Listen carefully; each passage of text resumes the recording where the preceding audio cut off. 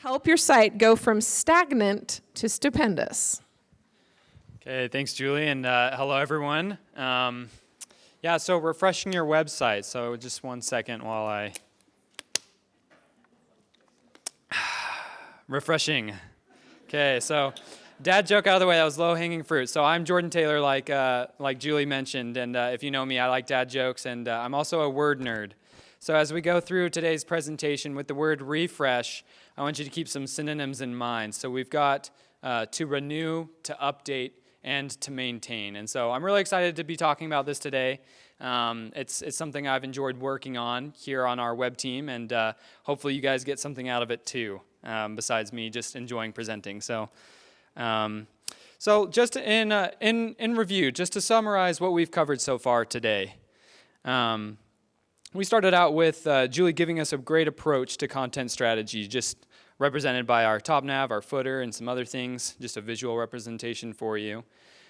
We've gotten tips for great web writing from Jen and Kat and ChatGPT, so there we go. Accessibility improvements, so thank you, Christopher, to teach us how to access our site content and make it easier for all of our users. And then, of course, Levi's telling us how to ruin our site with some great pictures. So what's the common thread between these things that we've covered today? Let me go into these 5 pillars here real quick. So we've got, these are not new. We introduced these last conference, I believe. But these are from UMac, and these are pillars that we build upon to make experiences for our users. The first one is to be united, and we do this through our USU template that we've all been migrated to. Second is a user experience. Specifically, we're focusing on intuitive, clear, simple, and consistent experiences for our users. Mobile first. So in the last couple of years, may or may not have to do with the pandemic, but more than 50% of internet traffic globally has been on a mobile device, and it's just continuing to rise. So that's why we have this pillar here, central pillar of putting mobile experiences first. Our next one is to be accessible. And this is a commitment to all, regardless of the skills you bring to the table or to the web, right, is what we'll call it here. And the last one is search optimized. So we'll go into this term a little more. Logan will cover it a bit more. But in summary, it's semantic code, making sure metadata is correct, and then as broad as content on your site, not having redundant info and having just general quality. So applying these concepts, bringing these things we've talked about today, addressing those 5 web pillars. We call this concept a site refresh. It's a state of mind where you're taking what you're learning today and you're applying it to your site, to update it, to maintain it, to renew it. So where do you start? That's a good question. Where we would like to help you start is with a refresh report. So let me back up a little and tell what our team has been doing for the last couple years. We've been migrating to that first pillar, to getting things onto our new template. And so now we're preparing to transition from migrating content to providing these refresh reports for your sites. So why? We've talked a little bit about some confusion.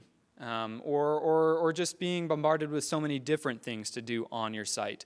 And why have a report? It gives you a starting place, a launching pad for making these changes. And that's exactly what it is. It's a summary of analytics, of our accessibility errors, of our quality issues, and then any other recommendations, and including a summary of our content editors that have access to our sites. So, who is it for? You guys are our audience, both literally and literally, because we are doing this for our content editors and our webmasters, and you are all here today, and thank you again for coming. And those of you that are attending online as well, thanks for being online, because I like not having as many people staring at me. But so that's the who. When? So this is our first cycle. Let me just scroll down on my notes here. I just have so many notes. So let's see. When?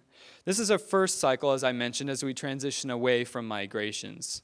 We will generate these reports at a regular occurrence, so you have time to address the feedback when it works best for you. And ideally, we've heard that's in the summertime. Otherwise, upon request for a subsite or a site, you can reach out to our team, and there will be a QR code at the end of the presentation for you to sign up. So for the how, let's take a look at that. So where do you start? And that's going to be with a refresh report. And here's an example of what this will look like when you receive one. You can see that, off the bat, some things to note are that it's web viewable. I've seen a couple of you guys have ClickUp open on your laptops as I was walking around the back. This is not a necessity to use that, but that is what we're using. It's our friend, so I'm not being paid to say that or anything, so I don't know if I was allowed to. But anyways, you can see that it's also going to be downloadable so that you can make edits at your own convenience. But it's broken into 4 main areas.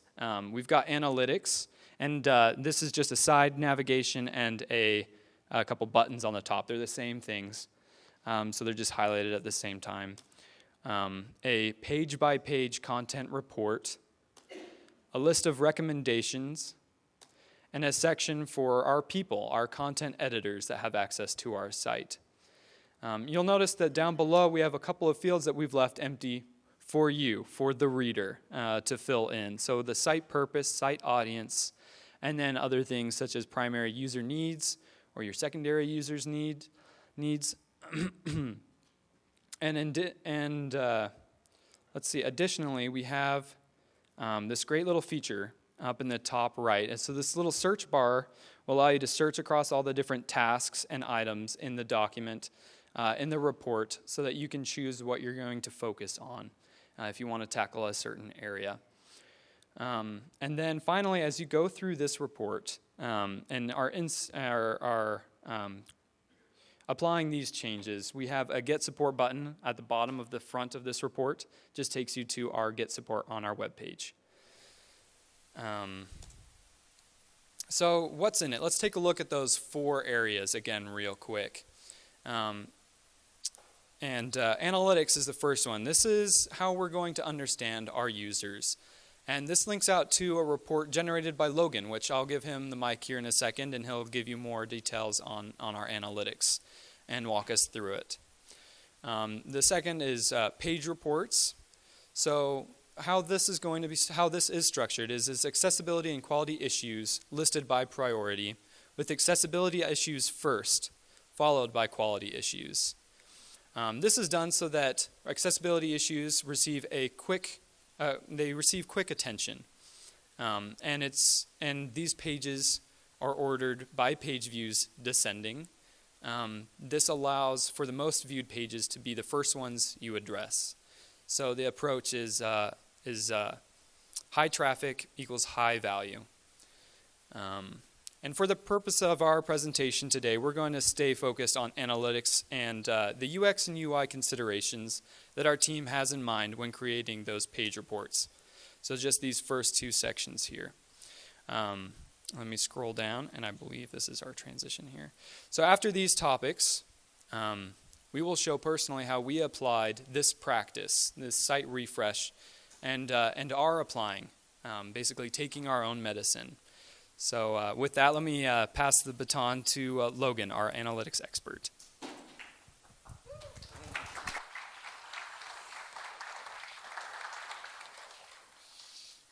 Thanks, Jordan.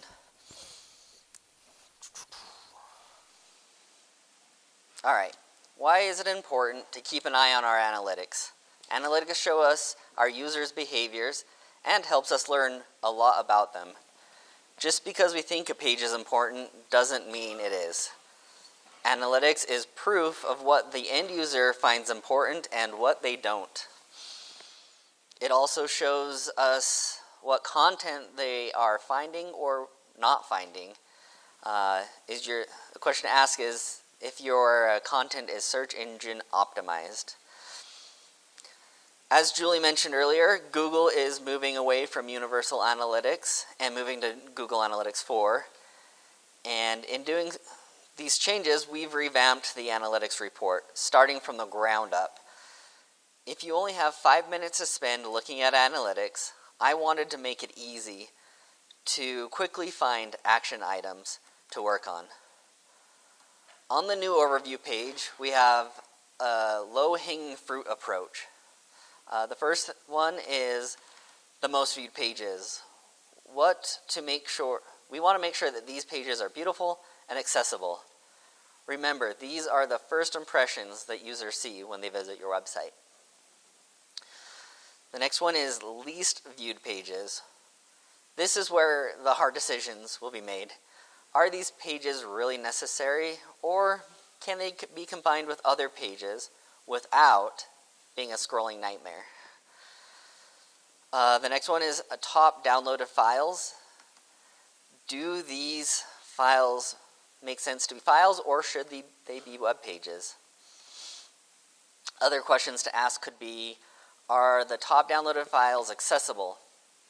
If they are not, and you need help, Christopher Phillips and his team are a great resource. And then the last one, top search terms. SEO, what is that?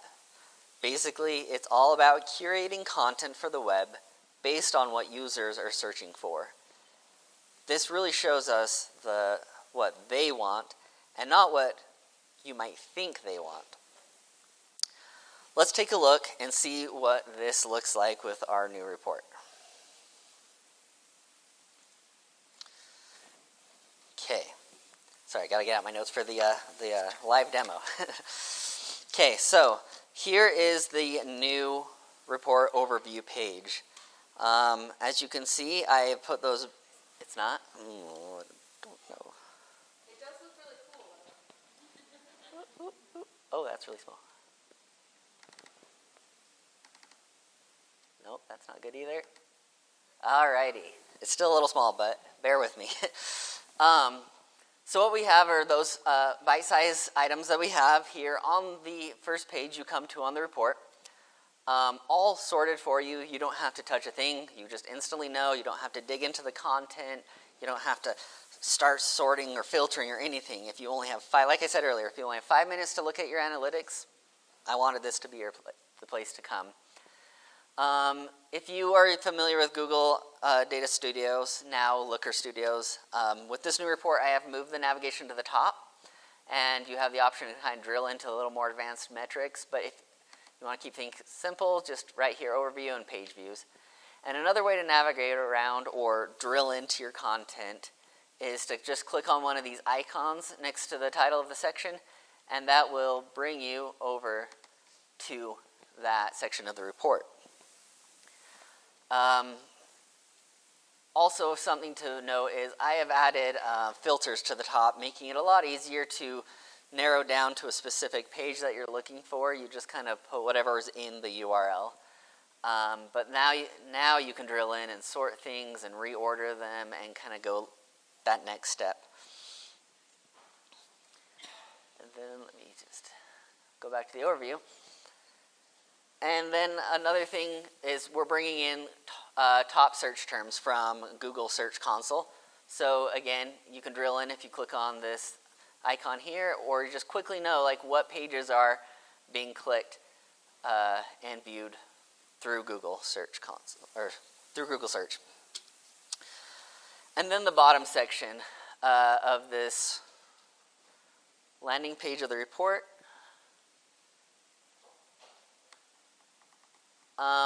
are a few sections, and they're okay to be empty, especially the one on the left and the one on the right. Link check text, or link text check, is basically looking for any downloaded files that have the link that spells out click here, or just click, or download. Basically things that aren't accessible, things that don't tell the user where they're about to go. So basically it gives you a list of action items to maybe go address and make better. Node page title, this will bring in a list of pages that basically, when you were creating the page in Omni CMS, the page title wasn't created. Therefore, if you look up here in the tab, it just says pipe USU. That is added automatically by Omni CMS. And for search engine optimization, you want to make sure that you have a page title and a description for every page you have. So again, if you only have 5 minutes to look at this report, you can just come down here and say, oh, I missed one. Let me go fix that real quick. And it's ordered by most viewed. So let's say you have a bigger site. You'll want to address the ones right at the top first. And then I've also added top sources here in the middle, basically making it easy to quickly identify how users are getting to your site. Whether they're coming through a search engine, which is organic, or direct if they're just typing in the URL. How many people know just go directly to your site, versus other methods, which are basically campaigns or flyers or anything else that you are handing out to your user. All right. With that, let me try to get back to where I was. Okay, so that's cool, looks fancy, but how can you get it? If you'd like to be one of the first to receive this new report, scan the QR code here and fill out the form, or you can find this on our website.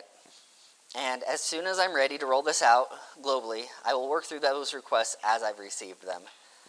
The other way is to be patient, and a report will be automatically created when a site refresh is generated. And on that note, I'm going to turn the time over to Adam to cover UX and UI.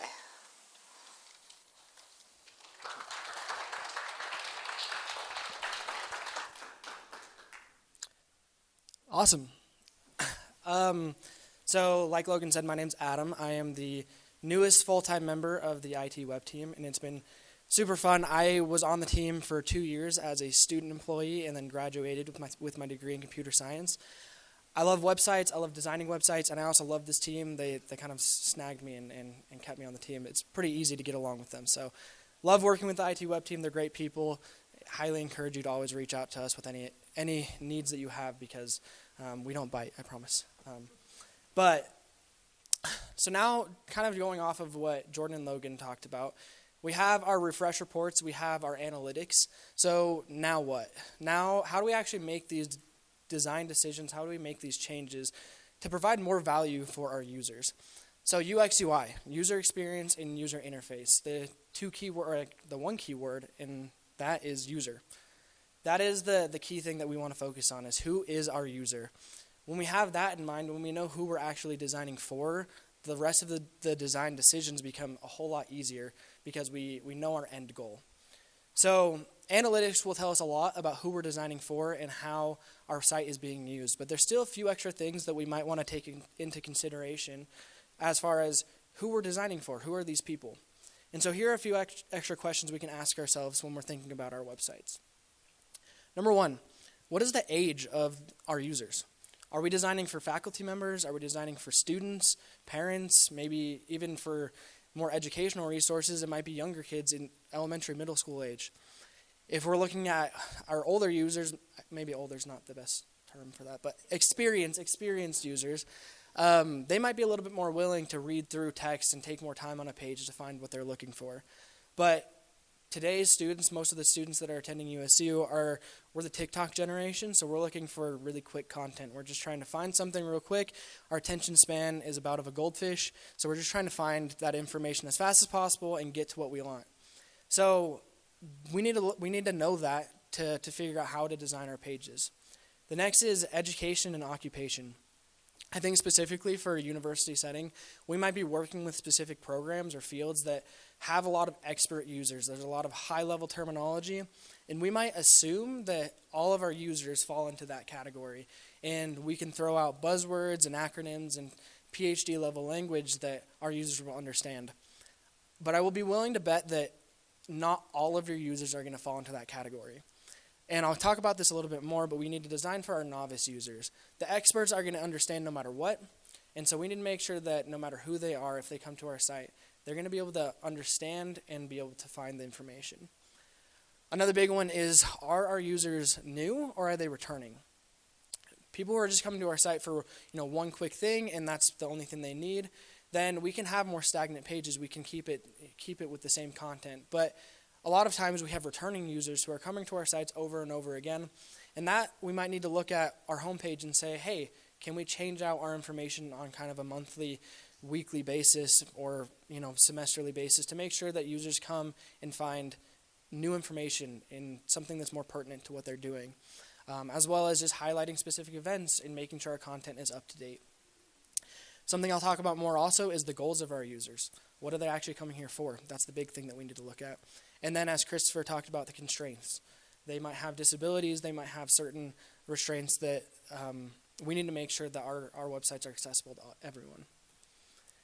And so just to show that I'm not just crazy and talking from my own experience, here's some user surveys from across the country of some things that users take into consideration. So 88% of consumers said that they're less likely to return to a site with bad UX. And the sad thing here is a lot of the sites that we have to go back to that are kind of like mandatory do have bad UX.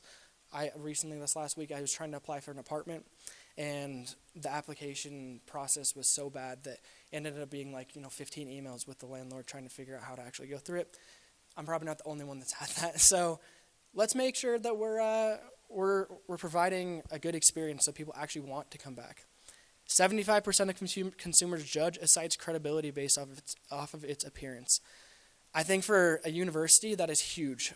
For a lot of our programs, what we're trying to show is that we're a credible institution, that we have a lot of value, that they're applying for a program that's going to give them opportunities later on in life, that this is going to be something that other employers can look at and say, wow, they went to this institution, that's amazing.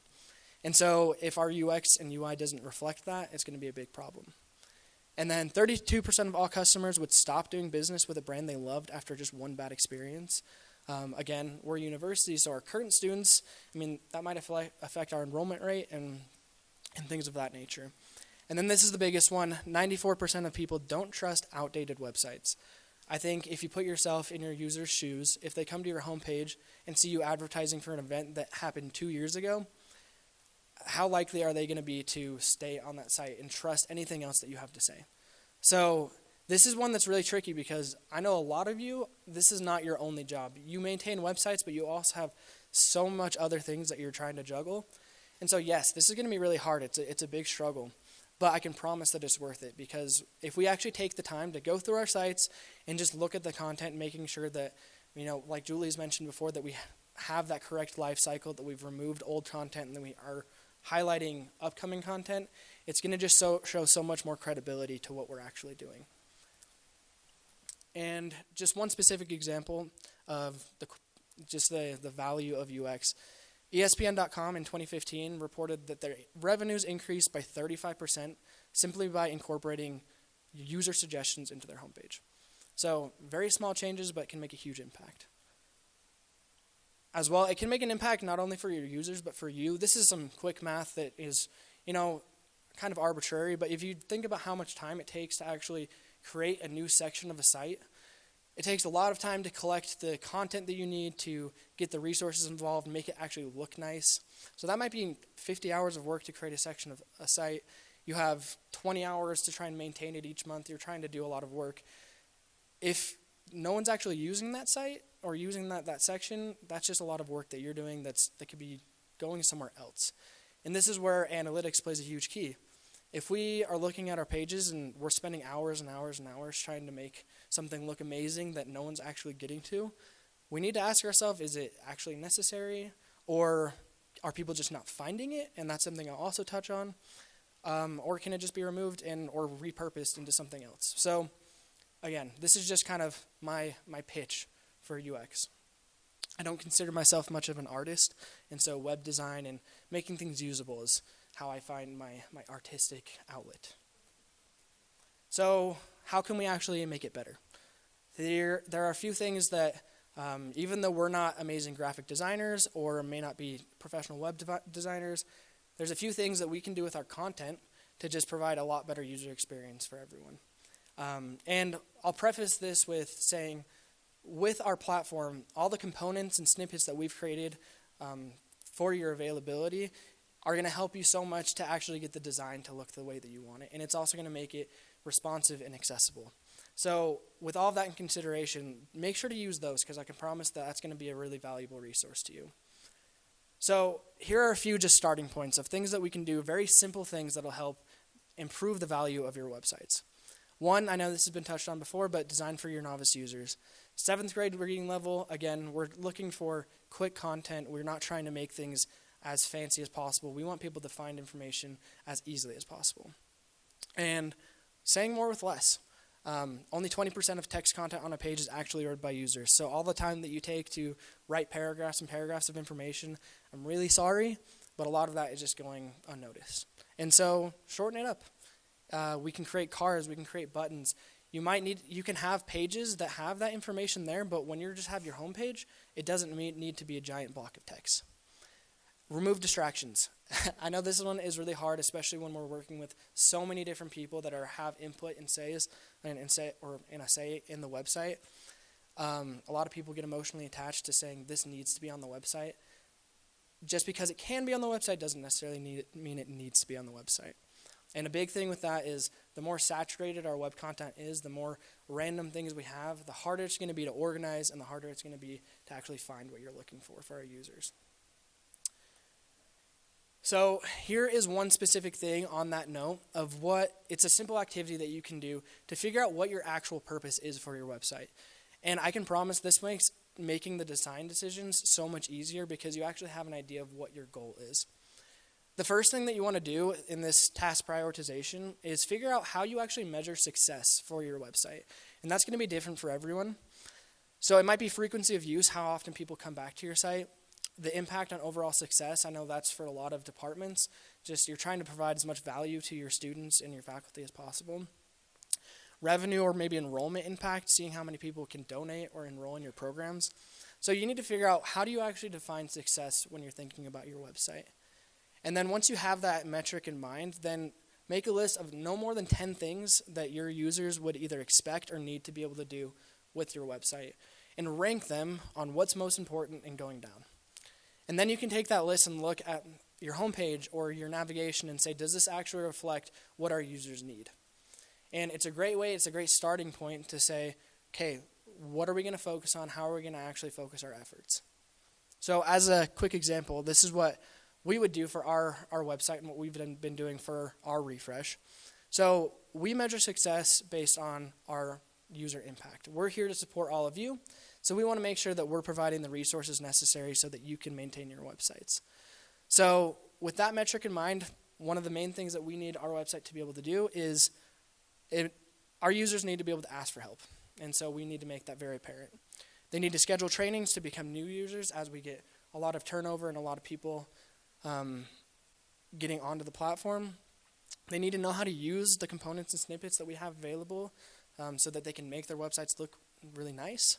Request analytics to figure out how their users are interacting with it, find examples of their website layouts, and Jordan will show you a little bit later on of how we implemented some of these designs so that we can see where we can focus on our users and what they actually need. And then last but not least is once we have the designs actually there, how do we actually organize the content? And I know this is kind of a doozy sometimes because we have so much and it can be spanning a broad form of topics in a lot of different areas. So information architecture, this is something that you could probably talk about for several days. And so instead of that, I know it's after lunch, everyone's probably trying to fall asleep a little bit. So I'm just gonna touch on it real quick, but these are some quick things that you can do when you're thinking about your top navigation or how to organize your website that might make it a lot easier and reduce the cognitive load for your users. So one thing you might want to consider is organizing your website by topic. What is this about? One of the newest institutions, this is really easy, ILWA, Institute of Land, Water, and Air. That's really easy for them. They can organize their site by land, water, air. And that makes things super simple to be able to find the information you're looking for. Tasks, what can users actually do with it? This is going to be more of your action verbs. Apply, enroll in classes, donate, learn, those types of things. That might be more applicable to your site. what type of information are you looking at? So is this going to be news? Is this events? Is this courses? Is what type of information are you trying to find? And then audience. Who is this audience intended for? I know this is also a popular one with university setting. Are you looking at prospective students, current students, faculty members, staff? Who is that audience? And when you kind of can have this overarching categorization, it makes the user think a lot less on how they can find your site. So when you go back to your analytics, you might have a better experience seeing that the pages that you've taken so much time to create are actually being used and actually providing value.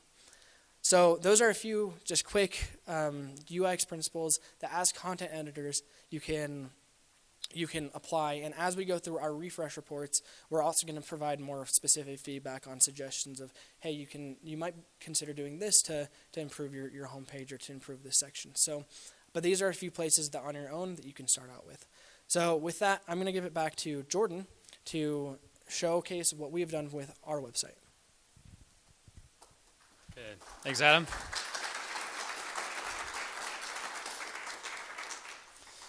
All right, so in practice, here's the medicine. So we did our own. We took a look into the mirror, right? And we identified a couple things. The first thing we did when doing this process is we identified our site purpose, which Adam has mentioned: provide training, tools, and support. And again, our site audience. Give it up for yourselves. Yeah. Okay. No, thank you. So we were thinking about the best practices that we've covered so far and discovered that we had some work to do ourselves. We needed to change. Now we've put it off, and let me ask why. It's daunting, and like many of you, we have more than one role, and our attention is elsewhere. For this conference, I dreamed that we would have a shiny new site, perfectly suited, optimized, tweaked. But amidst the other tasks that need attention, we greatly benefited from the high-traffic, high-value approach. We would like to share a few key pieces of our site that have been updated and show how we applied these principles. So the first thing we did was creating a refresh report. And then from that, we went out and talked to our audience. We met with our webmasters and asked for their feedback. We collected data from our customer support tickets, finding outliers and constant themes that we were receiving questions about. We reviewed our own site's analytics, and we held a booth at the IT Expo where Spider-Man may have asked for some of your feedback. We don't know who he is, but he is among us. And then we've also, we took this information and we identified our issues. We had outdated content and redundant information. So with that, we used data to strategize our content and implemented some changes. The first one is, if you go ahead, any of you have our site pulled up, you can go ahead and refresh it. This should be live now as of 4 minutes ago. So here's hopefully.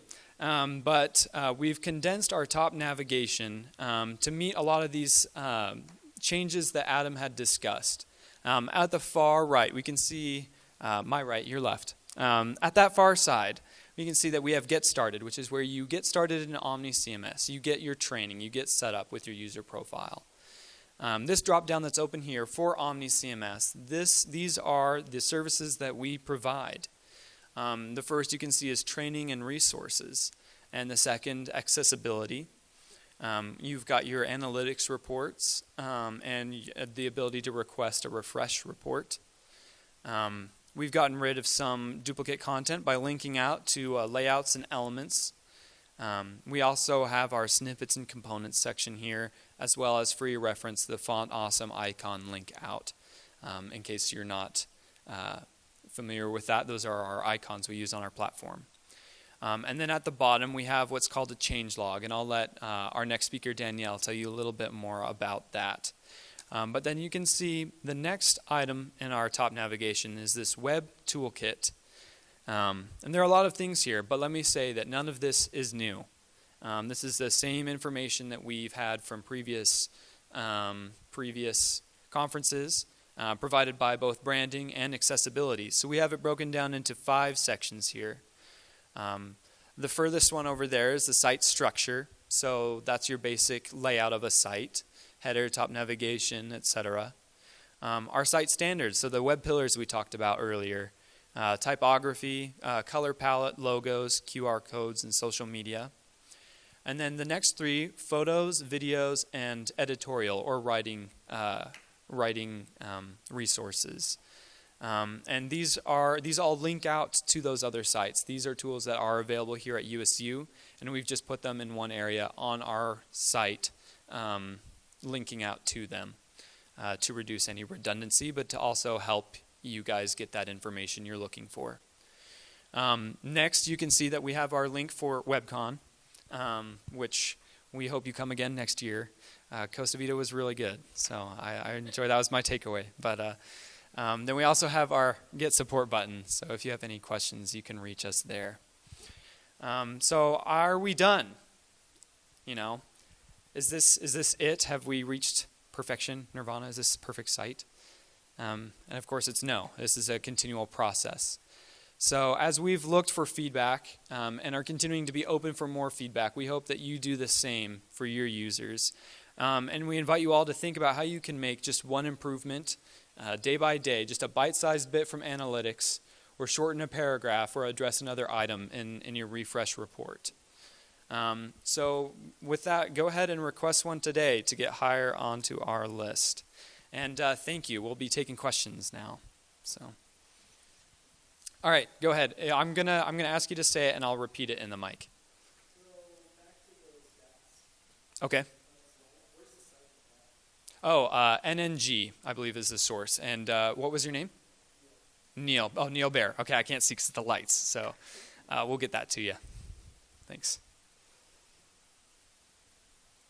And that question, I don't know if I repeated it, but it was, what was the source for the statistics that we had up earlier for user interaction? Way in the back. Yes. Correct. Okay.